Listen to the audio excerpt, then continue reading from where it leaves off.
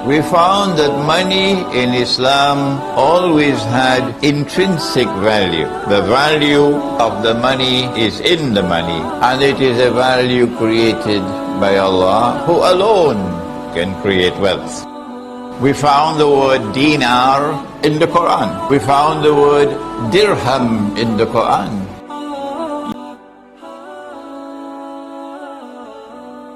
Ya, misal Quran surah ketiga ayat ke-14, paling kanan agak ke bawah. Zuyyina lin-nasi hubbus syahawati minan nisa'i wal banin wal qanatiril muqantarati minal dzahab wal fiddah.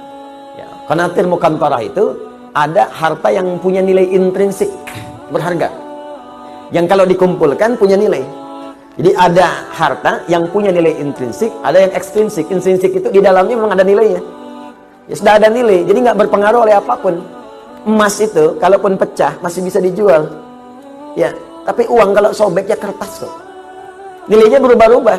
Makanya sekarang selalu mengalami devaluasi. Menurut saya bukan mengalami penurunan, tuh memang nilainya diturunkan dengan kepentingan tertentu. Dulu itu masih menggunakan emas, ya, masih menggunakan emas. Isyarat Quran, hadis masih dipakai. Bahkan di Amerika pun masih pakai. Pada tahun 1930-an, 1934 dari 1932 itu diuji coba. Dia ada sekumpulan orang berkumpul memikirkan sifat monopoli. Bagaimana memonopoli dunia dari sistem keuangan. Maka diwujudkanlah uang kertas itu. Diuji coba asalnya di negara barat sana. Lokal sifatnya. Lokal. Apa yang diuji coba? Ditarik emas-emas dari penduduk lokal. Dibuatlah uang kertas. Yang tidak mematuhi diberikan hukuman. Maka dari situ diberikan uang kertas. Tapi uang kertas itu masih punya nilai setara dengan emas. Diberikan per onsnya emas itu setara dengan $20 pada masa itu. Terus orang nuker tuh, yang sadar bahwa kertas ini nggak punya nilai intrinsik, maka dia menyimpan kemudian emasnya di tempat lain supaya tidak kena hukuman. Ini kisah nyata ini, nanti ada perjanjiannya. Nah, teman-teman sekalian, apa yang terjadi? Ketika uang itu sudah menyebar dan emasnya cukup terkumpul, maka diturunkan, didevaluasi nilainya. Yang tadinya per onsnya $20, ya diturunkan nilainya. Seakan-akan harga emas itu jadi naik, padahal emas itu segitu-gitu aja. Ya, uangnya turun lagi.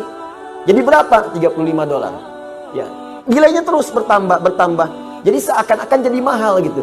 Ya, padahal uangnya diturunkan, nilai uangnya yang turun, bukan barang yang naik. Apa yang terjadi ketika mereka melihat kemudian jadi nilai itu berkurang, si emas itu kemudian punya nilai lagi, disetarakan lagi, akhirnya mereka borong lagi. Melihat uji cobanya berhasil, maka dipaksakanlah ke seluruh dunia. Maka dipaksa mata uang yang kita gunakan untuk turun nilainya. Mata uang mereka naik. Makanya satu kita balas dengan 13.000. Mereka cuma mengeluarkan satu, kita keluarkan 13.000. Dikuraslah kemudian harta benda kita keluar. Paling gampang. Makanya nggak ada nilainya. Tempat lain ada yang 20.000. Mereka ngasih satu, kita ngasih 20. Dan yang paling gampang itu kan kertas. Kertas kalau disobek, dihilangkan nilainya, nggak ada nilai. Sudah pulaunya keluar, sudah hartanya keluar, sudah emasnya diambil, ditukar dengan kertas. Mana ada kita nukar emas dengan kertas? Kertas gak ada nilainya, disobek udah hilang. Bagaimana sekarang kalau mereka hilangkan? Kami sudah tidak menggunakan sistem uang lagi.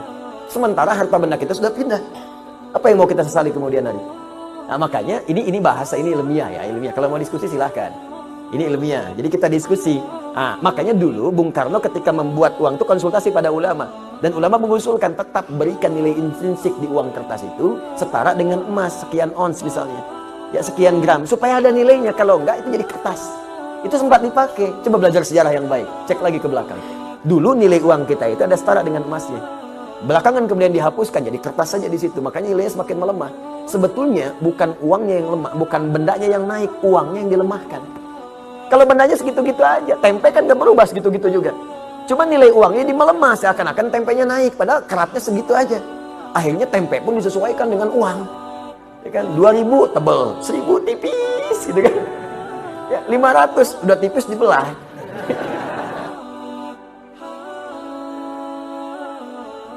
Yang uang, kita sebagai muslim yang mengerti apa hakikat uang. Uang dari masa ke masa, dari semenjak Allah menciptakan dunia ini dan sampai hari kiamat nanti, yang uang adalah emas, ya atau tidak?